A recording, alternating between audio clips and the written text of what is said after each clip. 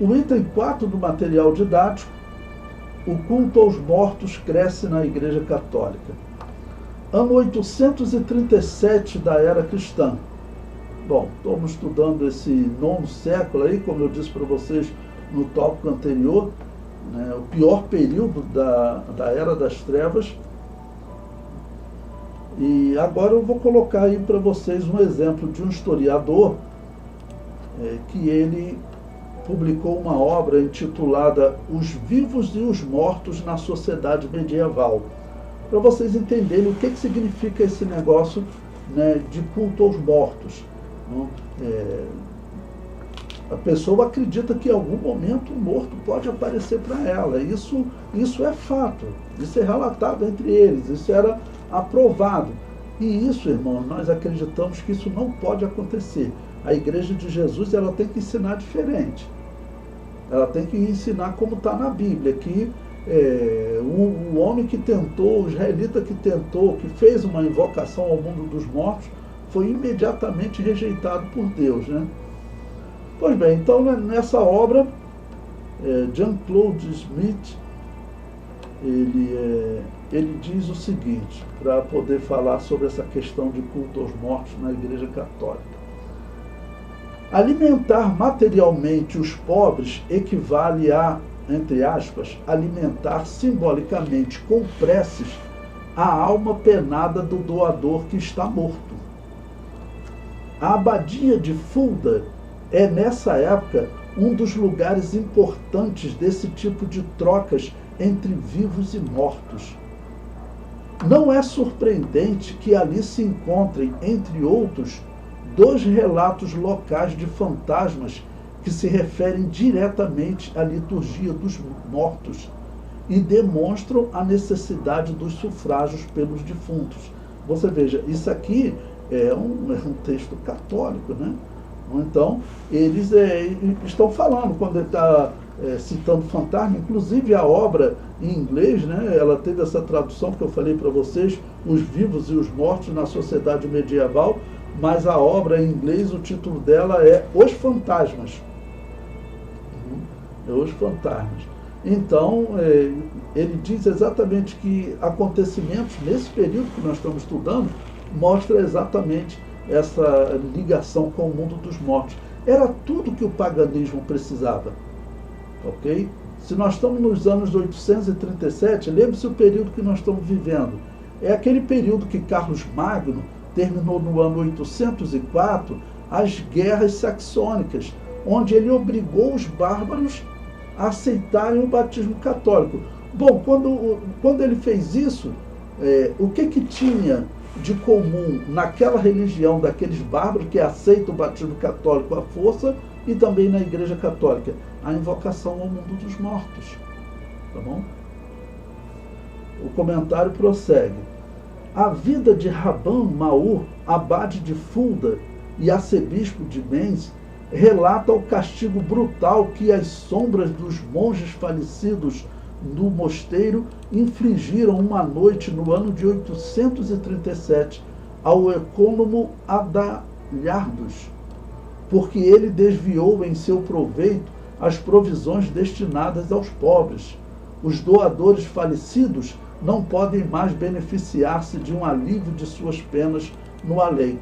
O que ele está dizendo é o seguinte, olha, a pessoa deu a oferta, né, deu alimentos, alguma coisa tal, isso daí iria aliviar a vida do morto.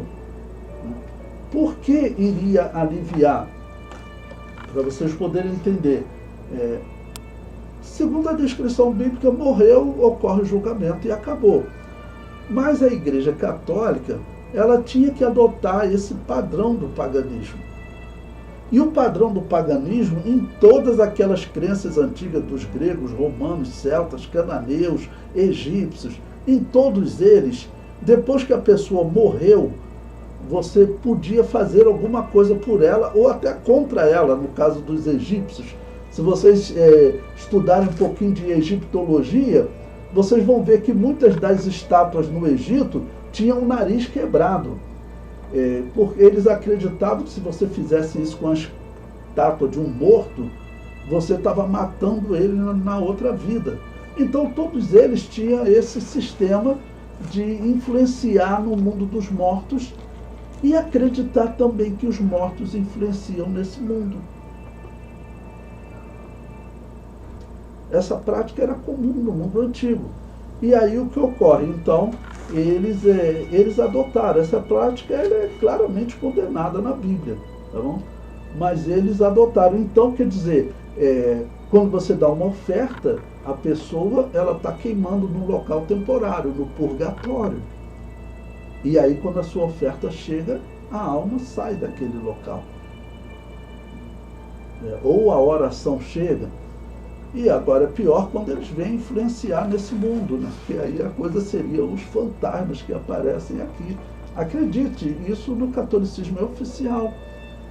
Tem um livro escrito há mais de 100 anos, e é um livro que faz sucesso hoje entre católicos, espíritas, aqueles que estão reavivando a religião asteca, inca, maia. Em todos eles é o quê? É uma freira que ela recebeu mensagens do purgatório, né? As vozes do purgatório, é o purgatório, o título da obra. Se você procurar na internet, você acha fácil. Ela diz que são almas que estão perdidas lá, que as ofertas, as orações não chegaram, elas estão queimando até hoje, porque os parentes esqueceram delas. Esse livro faz sucesso. Os espíritas todos utilizam esse livro. Por que eles utilizam? Bom, o historiador prossegue.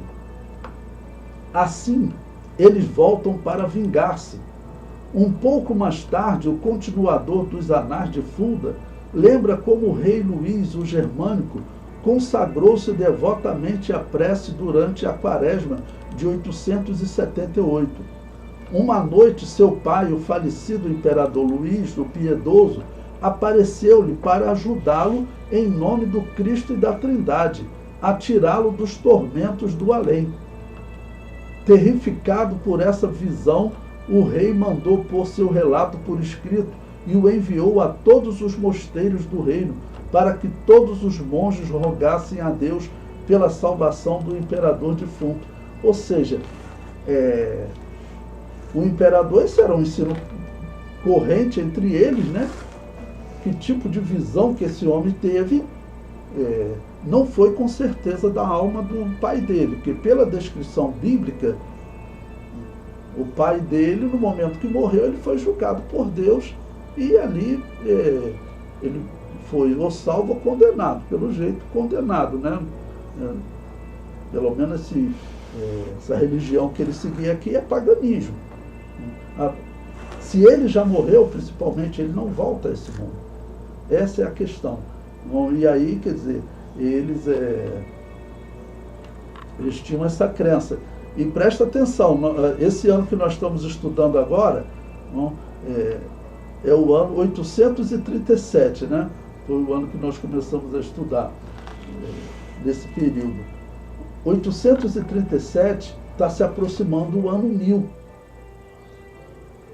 Alguns católicos vão acreditar que esse ano 1000 seria um sinal do fim do mundo. Seria um sinal do fim do mundo. E eles vão fazer uma campanha, irmãos. Como é que se dá o nome quando fazem um mutirão? Eles vão fazer um mutirão para tirar almas do purgatório. Né? Porque dizendo assim, não vai chegar o ano 1000, a gente não tira as almas do purgatório, o mundo vai acabar e aí não vai ter mais como nós tirarmos essa alma do purgatório. Aí chegaram a fazer um mutirão com os bispos para tirar as almas do purgatório. Inacreditável, né? Mas esse engano dominava.